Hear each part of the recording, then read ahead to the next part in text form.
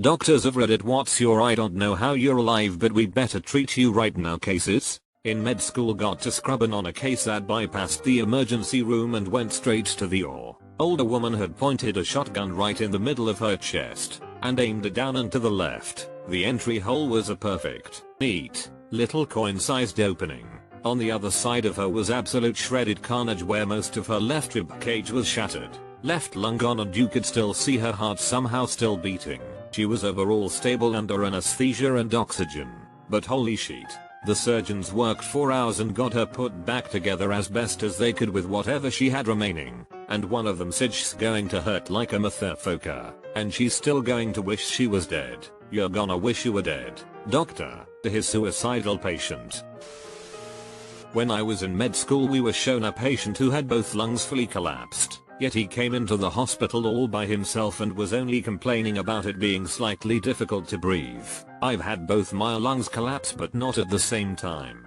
It only hurt when it first happened, then I just had a mild pain when I took a really big deep breath. Never had any trouble breathing.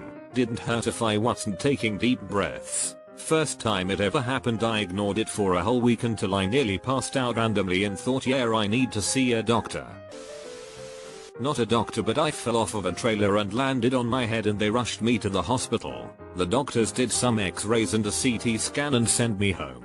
12 days later I go to the orthopedic and I tell him my symptoms. Does a quick exam and takes x-rays of my neck. Come to find out that I fractured and dislocated 2 vertebrae in my neck, C6 and C7, and tore all the ligaments in my neck. Right before I left to go to the ER he said, "Welcome to your second life. You should be paralyzed from the neck down at best. How the hell did they miss that the first time?" I had a cousin that survived 2 weeks with a ruptured appendix, and the doctors at the time said if they hadn't seen it beforehand they would have said your chances of surviving that were pretty much zero. He was in hospital quite some time after the surgery, but he ended up being just fine. Man, I thought you'd die from sepsis or something like in a few days from that. I mean, isn't it literally your stomach juices leaking into your abdominal cavity? That's insane. How did he survive the pain even? As a med student, I saw an asymptomatic diabetic patient with a blood glucose level so high our portable glucometers couldn't quantify it. When I did a blood draw, students do procedures here, I noticed that the plasma looked pretty syrup-y. Hyperglycemic hyperosmolar state is a very dangerous condition that usually leads to mental obtundation and neurologic deficits, yet this guy was sitting and chatting with everyone who came to monitor him, without so much as a headache. Christ, when your blood is Karo syrup with some bits of rust in it and you're totally functional, the F was he. Stay Puft Marshmallow Man? Not a doctor, but a patient. I was in a bad car accident in high school where I went off a 38-foot drop. I was conscious and got out of the wreck. The ambulance picked me up and noticed my blood pressure wasn't reading correctly and had trouble finding a pulse. But they didn't seem too worried as I was talking and awake. We get to the ER and again they are struggling to find a stable pulse. They continue to try to figure it out while they start stitching up the wound on my head and I just passed out. Turns out, I was probably bleeding in the car a lot longer than I realized and had lost over 30% of my blood volume.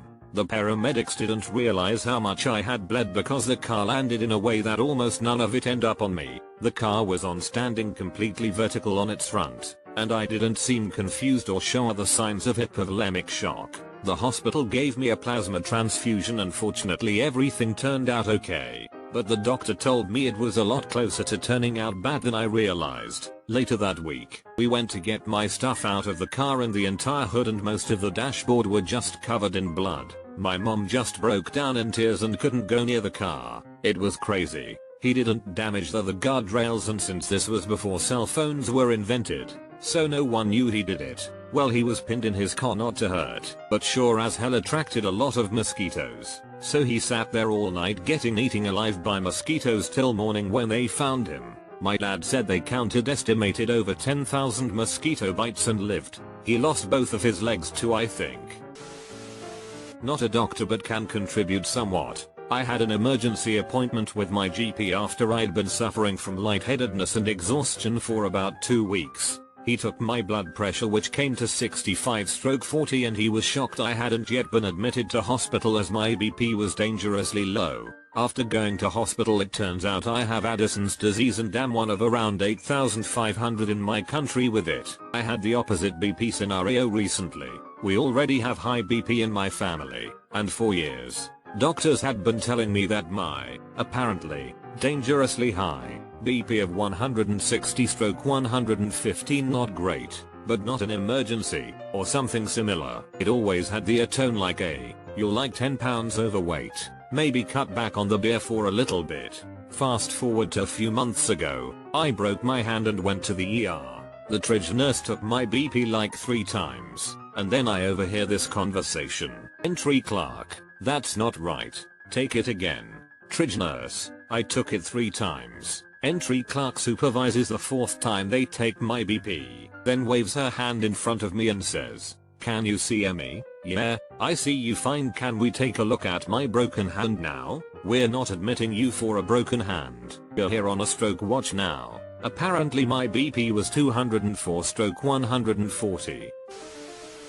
Not a doctor, but when I was 4, doctors discovered I have been living with celiac disease and diabetes mellitus, so type 1, not type 2, since I was born.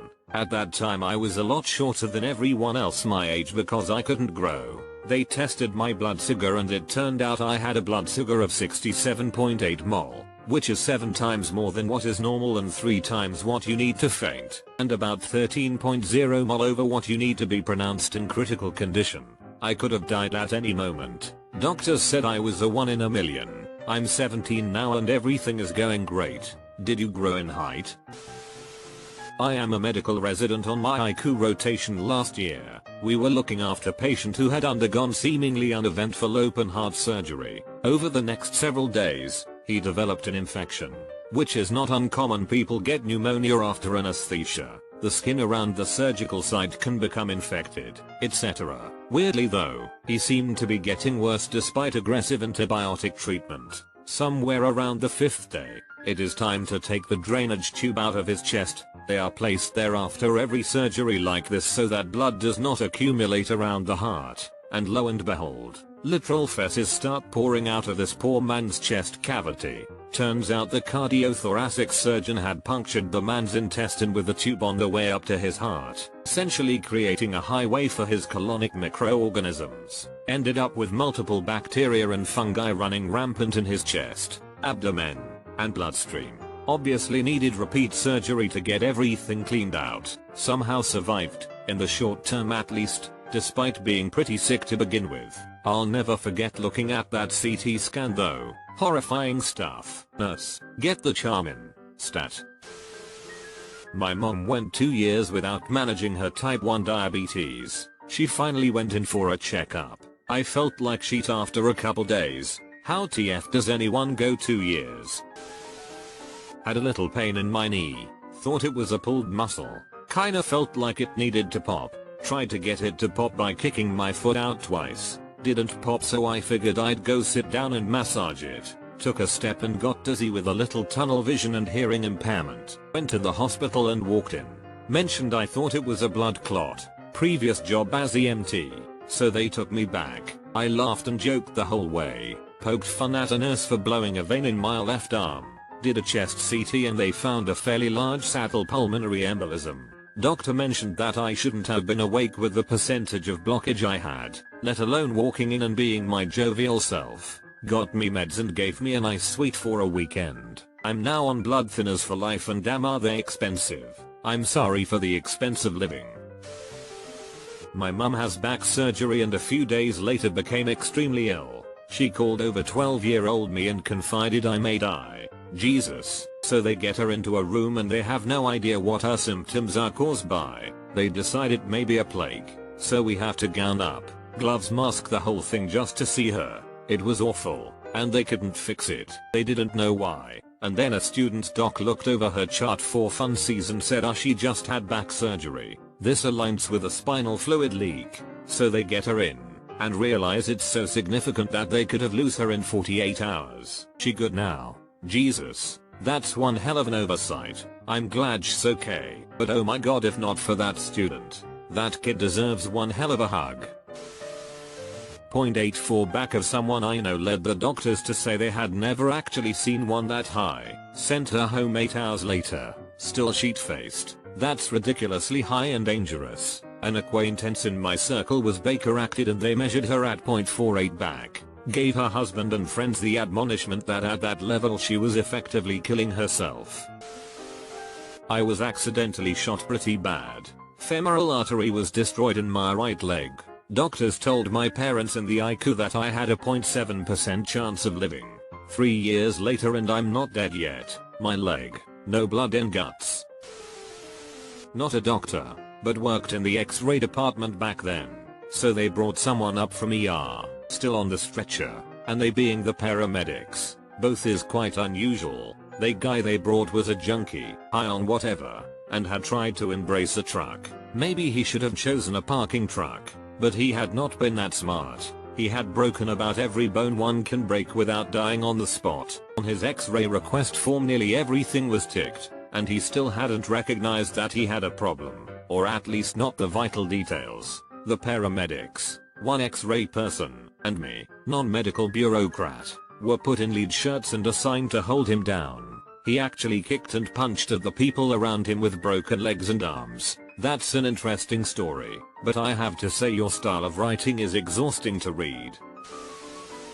35 plus years ago, my dad, age 53, a farmer, never any health insurance, developed pain in his gut, always had a touchy stomach, nerves, stress, food. It was bad enough this time, or different enough, that he finally went to the doctor, little country clinic says, HMMMM.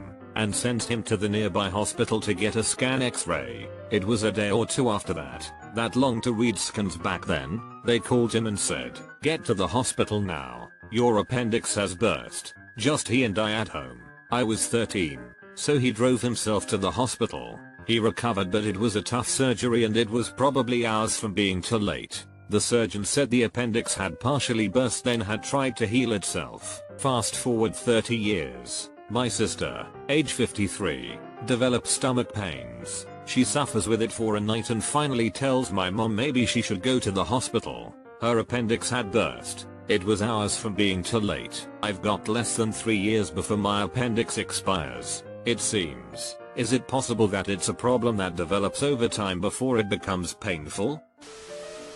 Not a doctor, but I heard a story about a guy who got shot in the forehead with a nail gun. Scared the living shit out of the guy who shot him with it. Calmly climbed down the ladder he was on to take care of the guy who shot him. The guy had fainted and fallen off of the building they were working on. Drove this guy to the hospital to get his friend checked out. Anyway, he pulls up to the hospital with everyone staring at him. And he's saying things like, "Oh, are you okay?" He took his friend to a doctor and the doctor stared blankly at him and grabbed a mirror. Showed the guy his forehead with a 1.5-inch nail stuck in it and the guy immediately passed out. The doctors treated him and he was fine. But damn, that's crazy. Not a doctor, but I was in a car accident with my friend. Car going over 240 km per hour. We hit the IDK. What came as I was sitting on seat with my legs on the seat as well and looking for something at the back. Friend died on spot. Body recovered in 3 pieces. I, however, was found 54 feet from the place. Bystanders told my parents that I was fine and got up, cleaned my clothes, checked the blood on my face and collapsed. And I had no clue this happened. The ER didn't panic because of that statement. Turned out I had 46 broken bones, and ruptured lung and a dislocated shoulder. Still alive and kicking. What the fuck? The question of this post is how I always imagine my next doctor visit. Late to the party, but why not? I am a doctor, abdomen, and pelvis. His history is difficulty swallowing and not very hungry. I read the studies and I have never seen so much cancer in any one patient in my entire career. His liver was entirely replaced with cancer. His spleen was a single large met and one of his kidneys was completely destroyed. He has diffuse carcinomatosis throughout his abdomen with massive ascites and every lymph node was abnormal and enlarged. A CT of his neck showed huge lymph nodes and an MR of his brain revealed at least 8 separate metastases. Apparently, when he was 16, about 9 years prior, his mom took him to the doctor where they removed a skin lesion that turned out to be melanoma. He was referred for follow-up, but mom decided they were too busy. Skip ahead to today. The guy is still around and his tumors are shrinking a bit. He's doing okay, mostly comfortable, and hanging in there. Mom is a basket case, and he's only 25? Jesus. I had someone come in complaining of having a cold. Their blood sugar level was eventually tested, and came back as above 400. In most people high 200s. You feel sick. 300 you start to pass out or feel like you need a hospital.